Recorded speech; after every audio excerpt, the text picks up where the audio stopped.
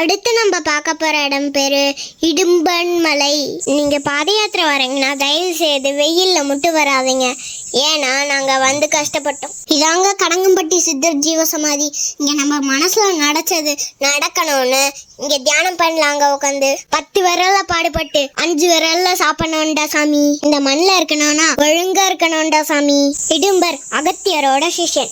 ஒரு நாள் அகத்தியர் இடும்பன்ட்டா கைலாசில் இருக்கிற சக்தி மலையும் சிவகிரி மலையும் எடுத்துட்டு வர சொல்றாரு. அதை இடும்பன் ஒரு தராசுல தூக்கிட்டு வர்றாரு. அப்ப முருகர் ஒரு ராஜா வேஷத்துல வந்து ரெஸ்ட் எடுக்கிற சொல்றாரு. இடும்பர் ரெஸ்ட் எடுத்துட்டு கிளம்பும் போது அந்த தராசை தூக்க முடியல. அப்ப முருகருக்கு இடும்பனை ரொம்ப பிடிச்சி போயிட்டு, அதனால முருகன் நீ இனிமே என் கூடயே வந்துரு அப்படின்னு சொல்லிடுறாரு. அந்த 2 மலையில ஒரு மலை இடும்பன் மலை, ஒரு மலை பழனி மலை. அதனால்தான் 2 மலையும் பக்கத்துல இருக்கு. சொல்ல போனா இடும்பன் தான் ஃபர்ஸ்ட் முருகருக்கு காவடியை தூக்கிட்டு போயிருக்காரு.